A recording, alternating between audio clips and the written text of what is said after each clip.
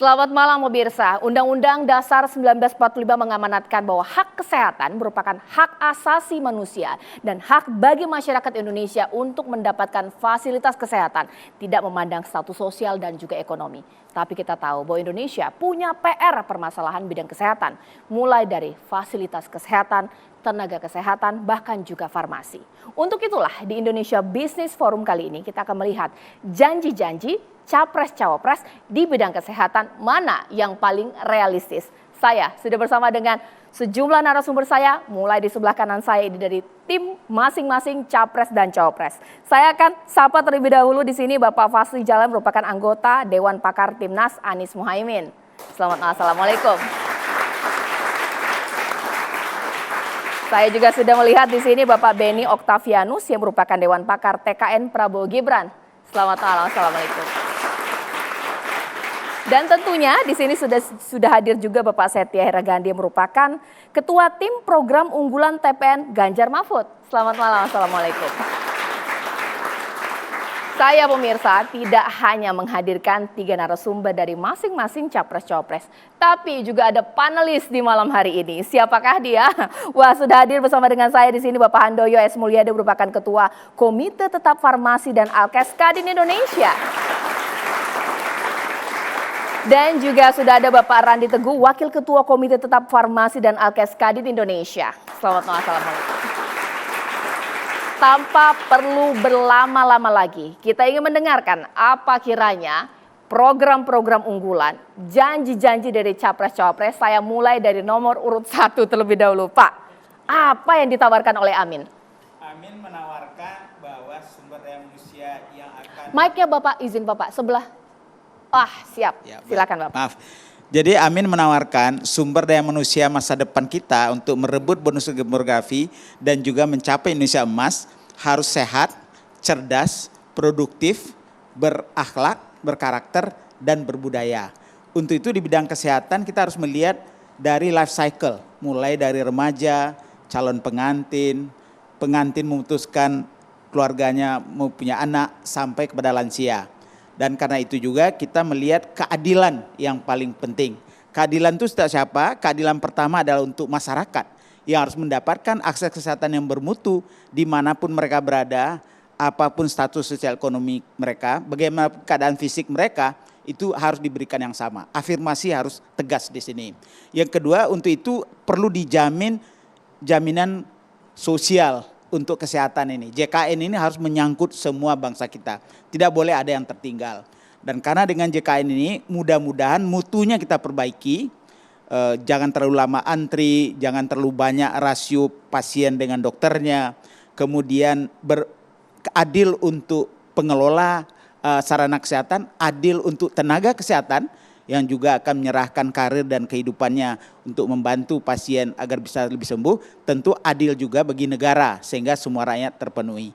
Nah, mudah-mudahan kita akan mengutamakan preventif dan promotif mulai dari kader-kader posyandu di tingkat desa, ada bidan desa, ada puskesmas, inilah level-level pertama baru mengatur sistem rujukan yang sebaik mungkin sampai ke tingkat nasional dan kita berharap jangan lagi tertumpuk di harapan kita di Jakarta, baik jantung maupun kanker, atau di PON rumah sakit otak.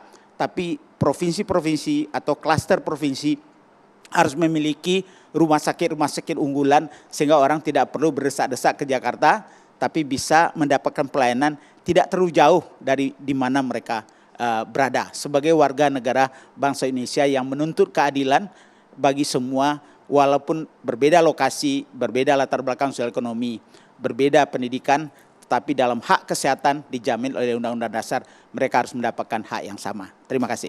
Baik. Sekarang saya langsung saja beranjak untuk Prabowo Gibran. Apa yang ditawarkan Pak Beni? Jadi ada 8 program hasil terbaik cepat dari Prabowo Gibran. Dari 8 itu 2 dalam bidang kesehatan. Tadi yang disampaikan oleh Paslon 1 itu sebagai dasarnya itu sama lah kita. Bagaimana atasi stunting itu. Maka Prabowo Gibran langsung membuat keputusan bahwa harus segera dimulai. Bahwa sebetulnya berdasarkan sejak 2013 sampai 2019, BKKBN ya, itu angka stunting itu 37%, 37, tahun 2019 bisa turun mencapai 27% sekian. Lalu sampai 2022 sudah turun 21 sekian persen dan akan diusahakan sampai 14% sampai 2024. Artinya apa yang dikerjakan sejak 2019 sampai 13 Mei hari ini, kita ingin dari Prabowo Gibran ini menyiapkan Indonesia Emas itu kan pada waktu sekitar berapa? 23 tahun lagi, 22 tahun lagi. Bagaimana anak-anak yang lahir maka perlu diberi makan ibu hamilnya. Jadi kalau kita mau tahu stunting, supaya masyarakat paham bahwa stunting itu dimulai dari mana? Dari asupan gizi untuk membuat otak, sel-sel otak itu dibutuhkan protein. Protein ini yang harus dikasih sejak mulai dari ibu hamil sampai usia 2 tahun, 3 tahun pertama itu pertumbuhan sel-sel otak. Kalau tidak, kita sering lihat anak-anak Indonesia nanti IQ-nya di bawah 90. Bagaimana 2024 kita 2045 sudah jadi Indonesia emas, jadi negara maju, bagaimana dengan SDM yang lemah? Maka Prabowo Gibran nomor 1 perbaiki stunting. Yang kedua adalah memberikan pelayanan kesehatan gratis. Untuk apa pelayanan gratis? Karena di Indonesia hari ini orang datang ke rumah sakit mayoritas hanya karena sakit. Orang ke rumah sakit itu karena sakit, jarang ada orang cek kesehatan. Maka program Prabowo Gibran sejak kita program pertama, mereka punya usia produktif, usia mulai punya KTP sampai umur 55. Mereka diusahakan sehat sehingga setiap mereka ulang tahun mereka berhak dicek kesehatannya. 3 yang kita buat. 1, penyakit dicek tensinya, dicek gula darahnya dan foto toraknya untuk tahu kelainan jantung maupun paru. Jadi ini penyakit utama, penyakit katastrofik yang menghabiskan anggaran BPJS terbanyak adalah penyakit jantung, stroke, ya.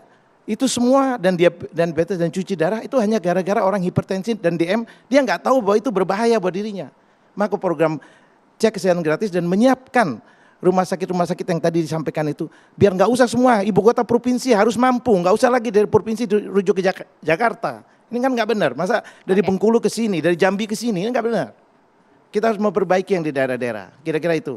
Baik. Wah. Sekarang saya beralih ke Ganjar Mahfud. Apa yang ditawarkan, Pak Satya? Baik, terima kasih. Dari pihak Pak Ganjar Mahfud, kita semua melihat ini sebagai sebuah kesatuan yang tak terpisahkan kepada ekonomi kita. Dan kita melihat bahwa angka 7% adalah angka yang kita butuhkan untuk mencapai bonus demografi di tahun 2038. Dari 7% itu kita turunkan ada 17 juta lapangan pekerjaan baru yang harus diciptakan untuk bisa memberikan kesempatan kerja kepada generasi-generasi muda yang akan datang. Dan tentunya kita juga harus berpikir bagaimana kesehatan, ketahanan kesehatan menjadi bagian tak terpisahkan daripada itu. Nah di sini Pak Ganjar Mahfud pertama menyatakan bahwa kita sangat mengapresiasi langkah-langkah yang sudah dilakukan oleh pemerintah saat ini. Jadi kita pasti akan melanjutkan apa yang sudah dilakukan. Namun di sisi lain kita juga melihat adanya beberapa area-area di mana diperlukan perbaikan-perbaikan. Di mana kita punya keberpihakan. Dan kita melihat area-area pedesaan adalah area-area yang menjadi concern utama daripada Pak Ganjar Mahfud. Dalam hal ini kita melihat bahwa masih banyak desa, ada 49.344 desa yang masih belum punya akses kepada kesehatan, pelayanan kesehatan.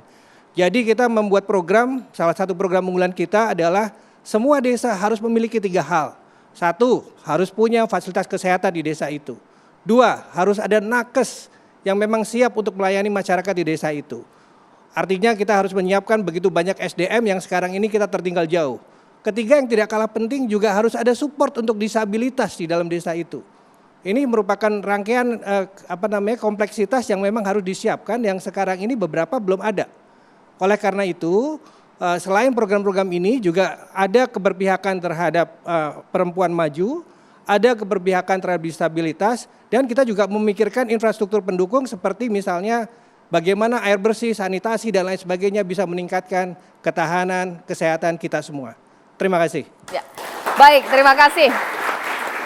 3 tim dari masing-masing capres-cawapres sudah menawarkan bidang kesehatan, itulah yang mereka akan kerjakan di 5 tahun ke depan jikalau terpilih. Saya ingin minta komentarnya singkat saja dulu ini Pak Handoyo. Pak Handoyo, dari semua yang ditawarkan di bidang kesehatan, janji-janji tadi, itukah yang dibutuhkan oleh masyarakat Indonesia saat ini? Seperti apa? Assalamualaikum warahmatullahi wabarakatuh. Salam sejahtera untuk kita semua. Ini bapak-bapak ini semua kakak-kakak saya. Betul. Jadi ini guru-guru ya. Nah, namun mungkin sebelum saya memberikan tanggapan, saya akan memberikan dulu mungkin rangkuman. Jadi saya pelajari semuanya mengenai visi misi, khususnya yang relevan dengan diskusi malam ini dengan kesehatan. Banyak kesamaan, Pak.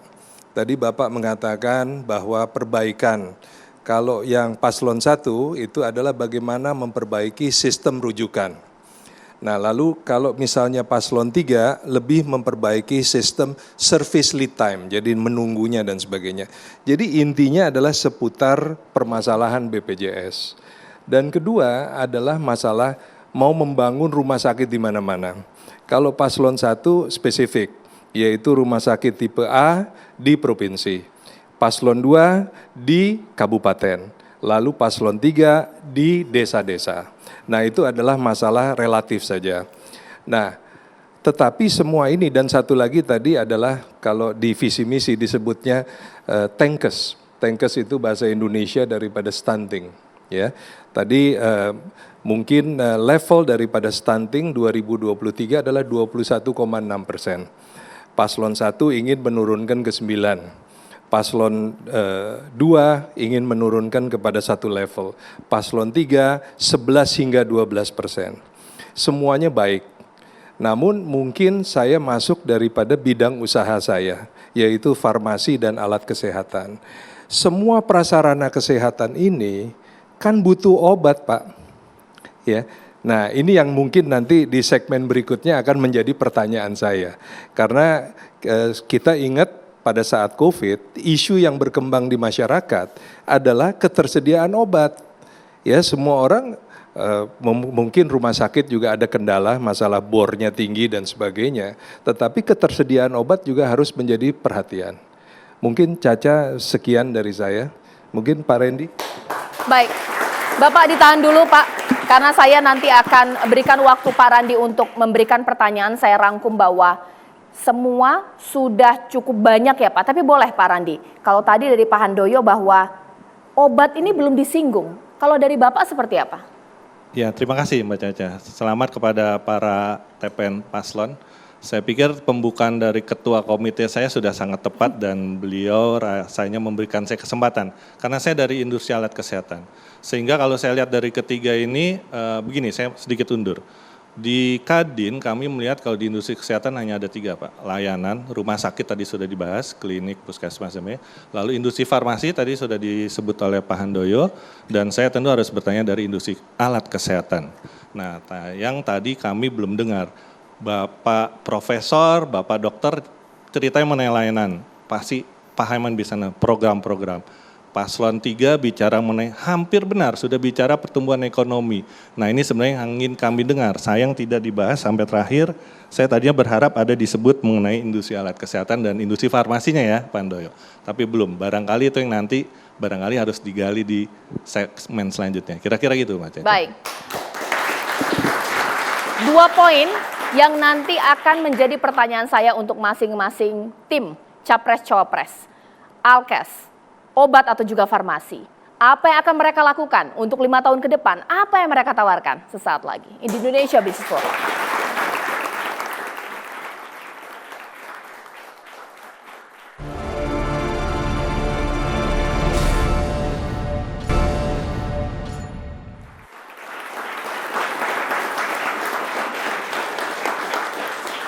Ya, kembali di Indonesia Business Forum. Tadi 2 panelis sudah mengatakan apa yang disampaikan oleh masing-masing tim sudah cukup bagus, tapi ada yang belum disinggung. Langsung saja saya akan tanyakan ke masing-masing. Mungkin saya ingin mencoba terlebih dahulu kepada Pak Beni. Pak Beni, untuk dari Prabowo Gibran tadi sempat disinggung panelis bahwa untuk fasilitas kesehatan, alat kesehatan, bahkan juga obat-obatan ini kan juga penting ya, mengingat permasalahannya adalah alkesnya juga kurang, obat-obatan banyak yang sudah expired, ini seperti apa? Betul itu yang disampaikan. Oleh karena itu, kita waktu terjadi COVID, kami dunia kesehatan agak senang juga. Karena kan terjadi perlengkapan alat rumah sakit yang dalam waktu singkat mendadak di seluruh Indonesia. Tapi bangunan fisik kan nggak bisa. Kita pantau, kita lihat ada sekitar minimal 50% dari 514 kabupaten kota di Indonesia, itu fasilitas kesehatannya masih kurang. Maka dalam Prabowo Gibran itu, setahun kalau bisa kita bangun 50 rumah sakit, dalam 5 tahun bisa 250. Jadi minimal 50% terjadi perbaikan rumah sakit di kabupaten kota. tujuannya tadi itu bukan cuma bangun rumah sakit, ya. Saya di sini kami tim, apalagi saya ini kan dokter ahli ya, udah senior lebih dari 30 tahun. Jadi kalau yang kita sampaikan ini yang real, apa yang dirasakan dengan terjadi, kita seperti yang tadi dibilang bahwa alat-alat kesehatan kita bisa kita kirim ke daerah, tapi SDM-nya perlu. Lalu obat-obatan tadi yang disinggung, peralatannya, jadi ini harus sinergi bersama-sama. Ini yang akan kita rapikan dan terus terang aja, kita juga harus memberikan insentif bagi tenaga kesehatan sehingga mereka mau ke pelosok-pelosok tanah air. Ini masalah kita, karena hampir semua orang sekolah dokter bayar sendiri. Maka kalau rumah sakit, dokter-dokter sekarang ambil spesialis bisa tanggung oleh negara, kita bisa tempatkan mereka di kabupaten manapun, tapi tolong juga diperhatikan insentifnya yang pantas buat mereka. Karena mereka mengorbankan diri di kabupaten manapun di Indonesia. Itu salah satu cara secara cepat untuk menyebabkan pelayanan kesehatan itu baik. Kalau tadi bicara tentang obat-obatan sama. Saya senang bahwa sekarang apapun dikit-dikit Indonesia ini dikit-dikit TKDN. Pernah dengar ya TKDN ya? Dikit-dikit TKDN itu bagus. Kalau rumah sakit beli 40% harus kandungannya dalam negeri. Jadi terpaksa rumah sakit tempat tidur made in Indonesia semua. Tapi memang kita nggak bisa kalau untuk PET scan, CT scan, Indonesia belum bisa. Jadi ada batasan-batasan di mana kalau jarum suntik harus bisa dong. Mana yang bisa? Obat-obatan juga sama. Ada obat-obatan yang misal paracetamol, dexamethasone harus bisa dong obat-obat yang dipakai yang tiap hari dipakai. Tapi kalau obat-obat yang ekspensif yang sangat jarang dipakai, Indonesia perlu teknologi ya, butuh waktu. Kalau Pak Satya, seperti apa? Dari Ganjar Mahfud seperti apa? Kami sangat paham mengenai masalah yang terjadi di industri, karena itu makanya kami punya konsep yang sangat jelas, roadmap yang sangat jelas mengenai industrialisasi dan hilirisasi. Kami paham bahwa industri farmasi tidak bisa dipisahkan dengan industri kimia dasar yang masih punya keterbatasan, sehingga kalau kita mau mengembangkan lebih jauh ada batasan-batasan. Tetapi mungkin saya ingin membawa ke arah sedikit ekonomi gitu ya. Sekarang ini kan manufacturing output kita itu hanya mewakili kira-kira sekitar 19%. Padahal sebagai negara yang harusnya dengan market yang sedemikian besar, kita harusnya di atas 25%. Makanya ICOR kita yang saat ini 6,8 harus diturunkan menjadi 4, Pak. Dengan ICOR yang 4 tadi itu apa artinya? Industri, mesin-mesin industri kita yang sekarang ini kita anggap teknologinya menengah dan ke bawah, harus mulai masuk ke industri berteknologi tinggi. Makanya ada prekursor, ada kebutuhan tambahan, bagaimana kita bisa membangun sama-sama industri dasar sehingga industri-industri obat, farmasi, alat-alat kesehatan, elektronik, telematika, energi transisi dan lain sebagainya bisa tumbuh berkembang dan membuat ICOR kita juga akan naik, dan itu akan pada akhirnya akan memberikan kita growth 7% sampai 2045 nanti. Terima kasih. Baik. Pak Fazil Jalal dari Amin seperti apa? Ya, pertama ya tentu kita harus tahu bahwa untuk bisa mandiri di bidang dua hal ini, obat dan alat kesehatan, kita harus punya R&D yang kuat, research and development. Karena itu anggaran riset wajib ditingkatkan dan bukan hanya untuk sekedar publikasi, tapi diarahkan kepada apa yang dibutuhkan oleh industri. Nah, karena itu upaya-upaya dari Amin nanti menaikkan anggaran riset lebih besar, mengirim orang-orang terbaik dengan biaya LPDP yang dinaikkan 3 kali lipat, pergi ke tempat-tempat terbaik di dunia, nanti mengembangkan industri dasar misalnya tadi kimia dasar dan seterusnya, dan bagaimana agar hilirisasi itu bisa kita lakukan di Indonesia. Tapi ini tidak cukup karena berkali-kali produk-produk yang sudah dilahirkan dengan susah payah oleh perguruan tinggi tidak berhasil diindustrialisasikan, dihilirisasi. Tidak ada yang mau memproduksi, atau kalau sudah diproduksi kadang-kadang harganya nggak kompatibel, nggak kompetitif, akibatnya mati dengan sendirinya. Jadi karena itu afirmasi dari pemerintah, mulai daripada hulu yang mahal tadi R&D dan SDM, ini harus berdampingan terus dengan usaha-usaha dari industri, sehingga untuk beberapa alat kesehatan prioritas yang dibutuhkan mulai dari bawah sampai ke rujukan itu harus jadi prioritas. Dan ini kalau dikeroyok bersama, saya yakin bahwa Indonesia itu punya kemampuan, orang-orangnya jago-jago. Cuman kadang-kadang antara hilir dengan hulu ini belum nyambung. Jadi karena itu saran kita, mari kita papah baik obat yang bahan bakunya masih 95%, tenaga alat-alat kesehatan kita masih banyak sekali impor. Covid kemarin memberi hint kepada kita betapa perlunya penguatan industri dalam negeri, tapi ini memang perlu didampingi. Dia harus masuk pada e-katalog, dia harus berani kepala rumah sakit, apalagi meski pemerintah, untuk mengorder itu walaupun kadang-kadang kan banyak lain yang mau menjual alat. Jadi kalau trading yang memang trading penting, tapi trading Indonesia bisa ditransformasikan menjadi trading alat-alat kita untuk dalam negeri dan mudah-mudahan punya kemampuan bersaing ke luar negeri. Tapi kalau ini sulit, alat-alat yang dari luar karena pasar kita besar, sebetulnya alat-alat dari luar apa Siemens apa Philips segala macam itu bisa kita ajak untuk mempertinggi komponen dalam negerinya. Dan bersamaan kita kembangkan R&D sehingga lama-lama kita bisa memproduksi alat sendiri dengan bermartabat. Terima kasih. Baik. Sekarang saya ingin ke Pak Randi. Dengan strategi tadi masing-masing sudah dijelaskan. Boleh Pak dianalisis, bisa tidak dilakukan, tepat tidak strateginya? Silakan Pak.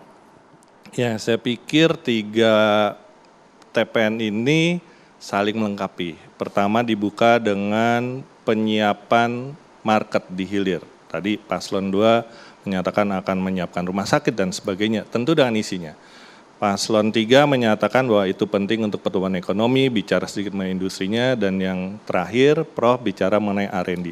Saya pikir itu satu hal yang positif, itu yang sebenarnya dibutuhkan industri. Jadi kalau kita lihat peta kemandirian, kita bicara di hulu ada R&D, betul yang disampaikan Paslon 2, CT scan, PET scan mungkin kita belum bisa. Akan tetapi kita harus mesti menyiapkan para peneliti akademisi yang akan ke sana dalam 1, 2, 3 tahun nanti produknya jadi harus bisa diserap yang disampaikan oleh Paslon 1. Karena memang dalam skema penelitian R&D memang ada 2 value of death sebenarnya. Value of death pertama adalah yang dari tidak ada menjadi ada, itu harus bisa. Sesudah itu ada value of death yang kedua yang disampaikan Prof. Sesudah diproduksi, apakah masuk ke market? Nah ini adalah penyiapan marketnya. Jadi kalau saya pikir 3 bicara tim pemenang ini, paslon ini bicara sudah cukup sana. Tapi ada satu lagi yang belum disentuh menurut kami ya. Sesudah diproduksi masuk ke market, jangan lupa Indonesia itu negara kepulauan, geografis sangat nightmare, bahkan Bappenas bilang biaya logistik tinggi. Kita nggak usah ngomong lah bahwa produk dari Jawa ke Sulawesi, Maluku. Di Nusa Tenggara Timur dengan kepulauan, kalau kita kirim barang dari ND ke salah satu pulau atau puskesmas, itu biayanya lebih mahal daripada ngirim dari Surabaya ke ND. Ini barangkali harus dijawab, karena penyebaran alat kesehatan, obat juga Pak ya, itu harus dipikirkan. Jadi jangan lupa, tata kelolanya mulai dari hulu ke hilir harus di cover. Dan lagi pula di alat kesehatan nanti akan ada yang namanya jaminan kualitas mutu. Nomor izin edar, pre-market, post-marketnya, after sale service, dan sebagainya. Saya pikir itu nanti yang perlu barangkali didengar, karena itu semua nanti akan membuat kami sebagai Kadin yang memadahi beberapa asosiasi pengusaha dan member kami anggota pengusaha, pingin ada kepastian usaha nih, ya. Kita pingin dengar dari para capres kepastian usahanya bagaimana nih, ya. Apakah memang kemandirian akan terus, industri yang sudah investasi akan dapatkan kepastian berusaha, investor-investor asing tadi disebut merek beberapa yang sudah masuk meningkatkan pasti dapat tempat market. Ini semua harus terjawab. Saya pikir itu. Terima kasih. Baik. Nanti sesaat lagi saya akan minta Pak Randi untuk menanggapi sekaligus untuk bertanya. Sesuai dengan judul saya, kita nanti akan masuk ke daging intisari dari dialog di Indonesia Business Forum. Adakah janji-janji mereka yang paling realistis atau jangan-jangan tidak realistis? Sesaat lagi di Indonesia Business Forum.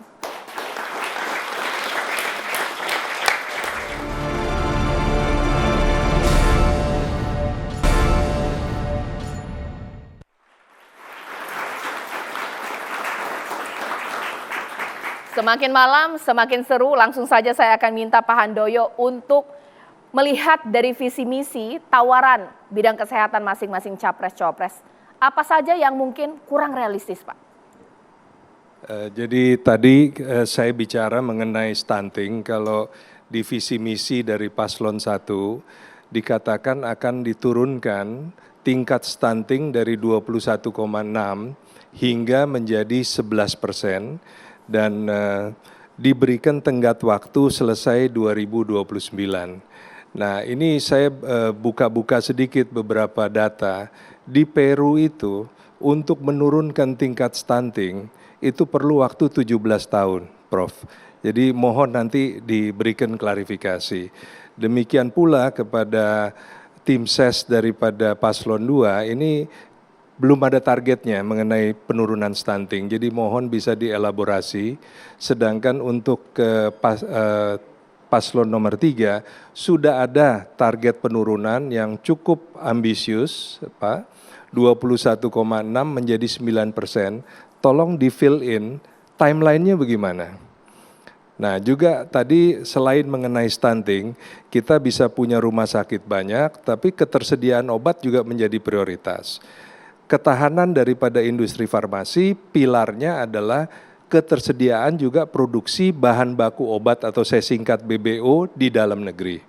Nah, tadi sudah benar yang Bapak-Bapak katakan bahwa produksi bahan baku obat di dalam negeri memang tidak bisa dipaksakan. Memang harus ada demand-nya sehingga secara komersial itu feasible. Dan juga bisa memiliki industri pendukung. Tadi dari Paslon 3 mengatakan contohnya paracetamol. Paracetamol itu dari benzin. Ya, dan di situ kalau kita lihat Pertamina sudah punya bensin. Tetapi petrokimianya untuk ke nitrobensin belum ada. Lalu habis itu kita harus lari lagi ke para aminol fenol, PAP. Ini adalah kita perlu ke fine chemical. Jadi ini jalannya panjang. Tapi ini harus tahapan yang dilalui. Kalau tidak, nanti dipaksakan produksi bahan baku obat di dalam negeri, akhirnya harga mahal. Harga mahal, produsen industri farmasi di dalam negeri tidak mau beli, tetap import. Ya, sedangkan melarang import outright juga tidak bisa karena kita ada di link dunianya WTO, ya, semuanya begitu. Demikian, Cak. Baik, terima kasih Pak Handoyo. Sekarang saya ingin langsung ke nomor urut 3 ini, dari Pak Satya ini, Ganjar Mahfud ditanya. Baik. Ini timeline Pak, seperti apa? Iya, terima kasih Pak. Ini timeline mau nggak mau memang kita mentargetkan di 2029 Pak. Dan ini cara kita memang lebih sistematis mungkin. Kenapa tadi saya mengatakan mengenai kita menyentuh pedesaan? Karena kita melihat kalau di perkotaan problem stuntingnya beda dan mungkin relatif lebih mudah untuk diselesaikan. Tetapi di desa ini banyak sekali kantong-kantong yang dimana fasilitas kesehatan tidak tersedia dan nakesnya tidak tersedia. Sehingga memang pemahaman literasi mengenai stunting ini memang rendah. Dan pun demikian di daerah-daerah Jawa yang harusnya tidak ada stunting sama sekali, masih terjadi stunting sehingga pemerintah masih memberikan program-program, ada 5 program kepada para bidan termasuk penurunan angka stunting dan dimonitor terus setiap hari. Dan juga menjadi masalah tersendiri karena bidan-bidan yang dulunya hanya menangani masalah kelahiran sekarang harus ngurusin beraneka ragam Pak. Mulai dari gizi, mulai dari stunting, mulai dari macam-macam. Sementara satu bidan Pak, itu harus melayani 9 desa, 89 posyandu Pak. Di Jawa loh ini Pak. Belum lagi di daerah. Nah, ini kita harus punya empati yang tinggi untuk meletakkan kekurangan ini sebagai sebuah prioritas baru. Bagaimana kita bisa mendekatkan diri dan memahami bahwa ada SDM yang harus ditambah. Ada mekanisme perilaku integrasi dari sisi pendanaan antar kementerian yang berbeda-beda. Karena di situ ada Kementerian Kesehatan, ada Kementerian Dalam Negeri, ada institusi pemerintah daerah, bahkan juga anggaran untuk honornya mereka berbeda-beda setiap desa karena setiap kepala desa memiliki pendekatan yang berbeda-beda. Di luar itu, kita juga harus bicara mengenai infrastruktur yang lebih besar. Dalam hal ini kalau kita bicara stunting, kita nggak bisa juga melepaskan dari hilirisasi terkait dengan maritime. Baik. Karena ikan-ikan yang begitu banyak di perairan kita belum bisa dihilirisasi dengan baik, sehingga itu tidak menjadikan kekayaan alam kita yang sangat tinggi proteinnya itu menjadi makanan utama bagi masyarakat Indonesia. Baik. Terima kasih. Sekarang saya ingin ke Amin seperti apa? Pak Fazli Jalal tadi komparasi dengan Peru ya, seperti apa? Iya, Amin melihat dengan jelas evidence base. Best practice di dunia itu hanya 1 sampai 1,5% per tahun. Tapi yang luar biasa bisa 2%. Karena stunting ini total development, tidak bisa hanya sektor kesehatan saja. Justru sektor kesehatan hanya 30% kontribusinya dalam penurunan. Jadi karena itu kita harus melihat kapan mulainya stunting itu terjadi. Sebenarnya sudah dimulai sejak remaja kita. Remaja kita 35% sudah anemia. Kira-kira 18-20% itu kurang energi kronik. Itu dibawa sampai mereka bersiap untuk menjadi calon pengantin. Nah ini ada windows opportunity untuk mengintervensi mereka. Agar ditambah supaya mereka tambah darahnya, tablet tambah darah. Kemudian gizinya diperbaiki. Dan kita tidak melarang mereka menikah. Dia tetap menikah, kemudian waktu mereka menikah, pada saat mereka sudah merencanakan punya anak, nah baru kita lihat apakah sudah siap atau perlu ditunda dulu berdasarkan analisa data. Nah kemudian yang tidak kalah penting, stunting itu hampir 19% itu terjadi pada waktu kelahiran. Jadi 19% dari 4,8 juta anak kita yang lahir itu sudah stunting.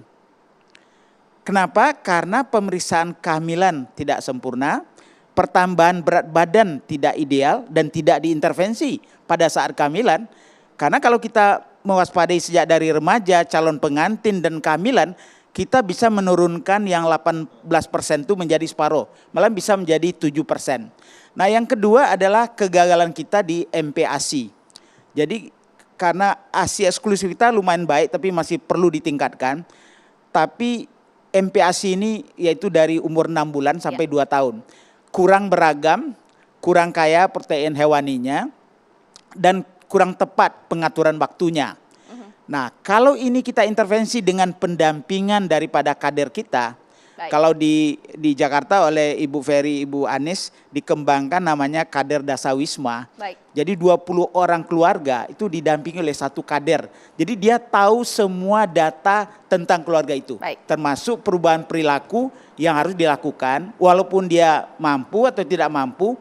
Tadi Caca mengatakan bahwa dia bisa aja kurang mampu tapi dia pandai menggunakan resource rumah tangga karena dia perilakunya udah benar, pengetahuan udah benar. Maka tujuan besar kita adalah perubahan perilaku mulai dari paling awal di keluarga dan baru ekosistem yang membantu keluarga untuk lebih berdaya. Itu kira. Baik, sekarang kita ke Prabowo Gibran. Pak Beni seperti apa? Dikatakan belum ada target ini. Tentu ada target dong, bagaimana nggak ada target. Jadi justru saya jelaskan dari 2013 sampai 2019 dari 37% turun ke 27%. Dari 2019 ke 2022 terjadi penurunan ke 21,7. Dari 22 ke 24 kan sedang dihitung ini. Targetnya Pak Jokowi kan sekitar 3,8% per tahun. Diharapkan pemerintah ini berakhir dengan 14% stuntingnya. Target yang dibuat. Nah kita lihat ya hasilnya berapa. Tapi kita melanjutkan kan. Kita melanjutkan maka kita melakukan percepatan.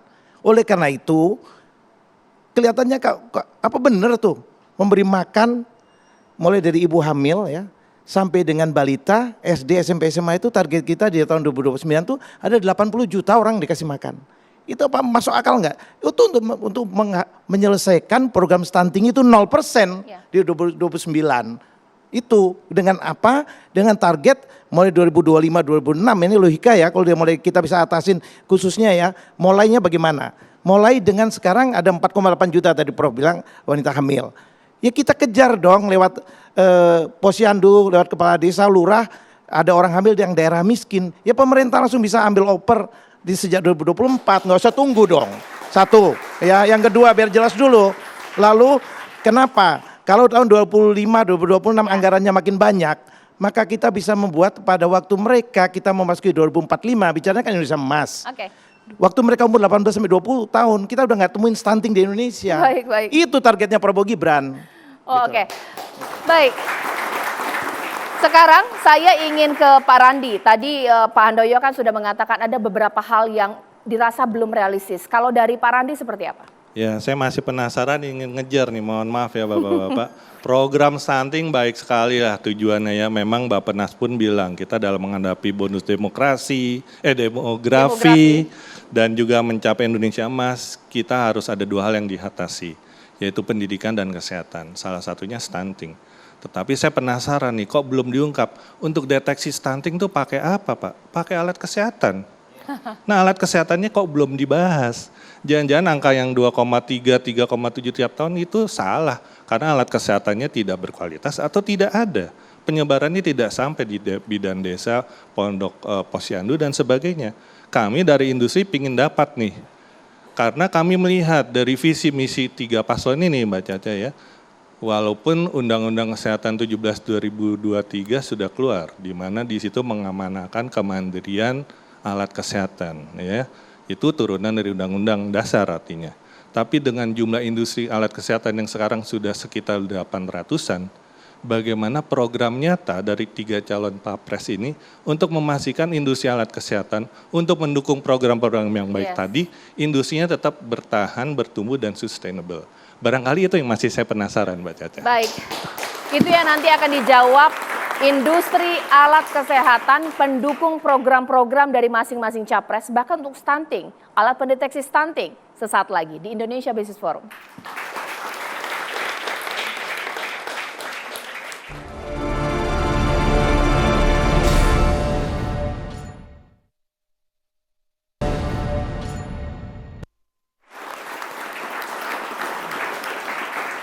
Kembali di Indonesia Business Forum dengan waktu yang cukup singkat di segmen terakhir, saya ke tim Amin terlebih dahulu bahwa program dari Amin harus didukung dengan industri alkes. Bagaimana Pak? Pertama, kita punya sekitar 250.000 posyandu. Di sini dia sudah perlu peralatan-peralatan, apalagi untuk stunting ya. Baik yang digital maupun yang tradisional, tapi perlu. Sesuai dengan kemampuan mereka, kemampuan pendanaan, dan juga pemanfaatan dari hasil dari alat-alat kesehatan itu yang membuat nanti pengelolaan program lebih baik. Jadi di posyandu kita punya seperangkat yang perlu didukung. Bidan desa, jumlah desa di Indonesia 75.000. Tadi Pak Setia mengatakan bahwa rasionya masih jauh ya 1,9. Mungkin data lain bisa 1,4 atau 1,5 ya, tapi artinya masih kurang lah. Kita akan berharap punya 1 bidan, 1 desa. Sehingga antara 7 sampai 20 ibu hamil itu bisa dikunjungi 6 kali, diberi vitamin, diberi tabel besi dan segala macam. Tapi terutama juga perubahan perilaku untuk bersiap-siap melahirkan anaknya. Banyak alat-alat yang perlu didukungkan pada bidan desa ini. Ini salah satu peluang. Jadi kalau tadi kita bicara 1-2 aja 35.000 alat ya. Kemudian di puskesmas. Puskesmas itu makin canggih. Dia melakukan untuk prevensi tapi juga kurasi. Nah di sini makin kompleks lah alatnya. Jadi saya kira kalau kita lihat alat, peluang itu ada. Tapi alat bukan satu-satunya jawaban untuk masalah kesehatan. Yang paling penting alat ini hendaknya membantu untuk pencegahan dan promosi. Kalau itu yang kita dahulukan, maka yang paling mendapat manfaat dalam masyarakat banyak. Terima kasih. Assalamualaikum warahmatullahi wabarakatuh. Dari Prabowo Gibran seperti apa? Prinsipnya rumah sakit pemerintah, pelayanan dari pemerintah tidak boleh hitung untung rugi dalam menolong kesehatan masyarakat. Itu masalahnya. Jangan dihitung untung rugi sehingga meskipun biaya besar karena luasnya Indonesia dengan sekian belas ribu pulau itu, maka harus ada siapkan anggaran untuk memang melengkapi alat-alat ini. Kalau kita ingin terjadi suatu pemerataan pelayanan, maka kita menekankan tadi itu membangun 250 rumah sakit dalam 5 tahun. Salah satunya adalah untuk kelengkapan itu supaya terjangkau pelayanan kesehatan itu tidak perlu orang ke ibu kota provinsi. Bisa diselesaikan di ibu kota kabupaten. Itu intinya. Baik. Dari Ganjar Mahfud seperti apa? Baik. Kita tentunya akan sangat mendukung perkembangan industri alat kesehatan. Karena itu sangat penting dalam tata kelola kesehatan kita.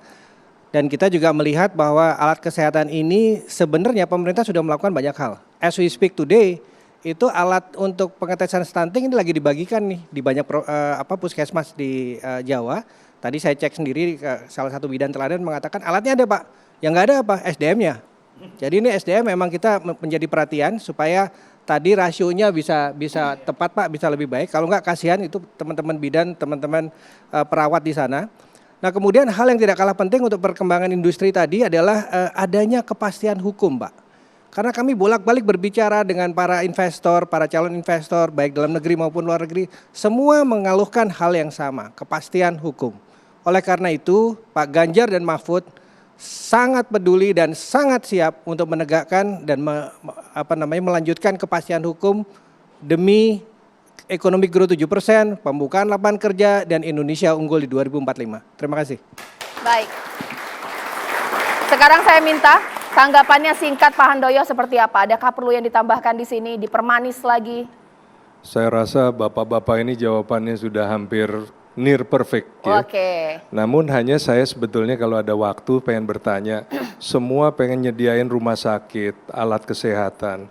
Anggaran daripada kesehatan di APBN tahun 2022 setelah dipotong dana COVID itu 4,7% terhadap APBN.